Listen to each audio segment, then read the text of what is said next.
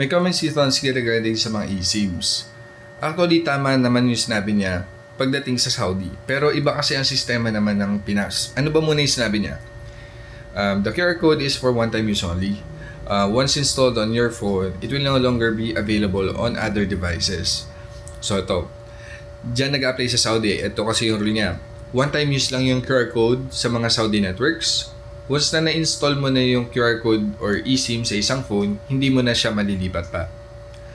The only way para mailipat mo ng ibang device yung Saudi eSIM is kailangan mo mag-request ng eSIM replacement or kailangan mo mag-request ng bagong QR code dun sa network mo.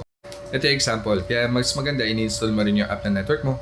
Ang gagawin natin example is yung sa Salam. Sa settings ng Salam, itap natin yung request sa SIM swap. Tapos, get an eSIM. Then, ito. Nagre-request tayo ng bagong QR code para sa eSIM natin. Itap lang natin yung yes. Dadaan to sa Observe Verification at kailangan mo magbayad ng 25 reals. Pati na may ibang mga networks, isa lang yung pricing nila. 25 reals sa bawat eSIM replacement. Yan. So, 25 reals. Pag I want it, babayaran mo na lang and dadaan sa Observe Verification or na Fast Verification. Tapos, magsasend na siya ng email ng bagong QR code ng eSIM mo. Tapos yun, pag natanggap mo na, pwede mo na i-install yung bagong eSIM QR code mo sa ibang device. Sa ibang Saudi networks, ganoon lang din yung process. Pwede usually nasa loob ng app ng network mo, Mobily app, or pwede rin sa website, katulad nito, sa mobily.com.sa. Ito yung hanapin mo, replace eSIM. Tapos same lang ng process nung nangyari kanina sa Salam. Ito naman sa loob ng MySTC. So, ito yung hanapin natin, replace SIM. Pagdating naman sa Philippine networks, katulad ng Globe, Smart dito, iba naman yung pag-handle nila ng mga eSIMs. Kunyari, naka-install na yung eSIM sa isang device, reusable pa rin yung QR code. Pero, kailangan mo munang burahin yung eSIM sa lumang device bago mo pwedeng magamit ulit yung QR code sa paglipat sa ibang device. Siguro ang kailangan mo lang i-note dito sa mga reusable QR codes ng Philippine networks is may limitations din kung ilang beses mo pwedeng ilipat sa iba't ibang mga device yung eSIM mo. So far, ang na-research ko, up to 5 times mo lang pwedeng ilipat ng device yung QR code ng Globe.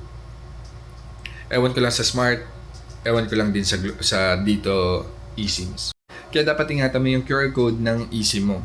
Once naman na mag-expire na yung QR code na yan, pwede ka naman kumausap ng customer service para makapag-request ka ng bagong QR code ng eSIM mo. So, ganun lang kadali yun. Actually, sa dito, dinouble check ko kasi baka mamaya hindi siya reusable. So far, nung chinek ko sa Messenger, yung chatbot niya, ayan, ito yung process para mailipat natin sa ibang device yung eSIM. Yung dito eSIM. Delete mo muna yung eSIM profile from your current device, tapos use the same QR code provided, tapos ilipat mo na yung QR code na yun sa bagong device. Tapos ito naman yung sa Globe, pinilisan ko na lang, eSIM QR codes for Globe Prepaid may be reused and transferred to another device without going to a store. So yan yung convenience sa mga OFW kasi hindi natin kailangan pumunta ng Globe branch para lang makahingi or makapag-request ng eSIM replacement. Okay, so pagdating sa mga Philippine eSIMs, so kailangan muna natin i-delete sa lumang device yung eSIM na yun. So kunwari dito sa settings ng phone mo, hanapin mo lang yung eSIM na buburahin mo, i-select mo lang. Ito nga pala yung sistema ng eSIMs ha. Ito kasing Globe ko, physical SIM na siya. Nirequest ko kasi yung USC number, gusto ko sana ilipat ng network. Ito naman yung mga eSIMs. Kung makapansin mo, ang dami kong eSIMs dito. Kasi lahat ng yung mga bansa na pinuntahan ko, kumuha ko na isang general. Tapos sa mga bansa na pinupuntahan ko, bumibili rin ako ng local eSIM para doon. So, ayan. Yan yung maganda dito. Kahit ilang, siguro up to 10 eSIMs yung pwede mo ipasok. So, kunyari, kung gusto mo mag-avail ng dito, Smart, Token Text, lahat may ipapasok mo dito.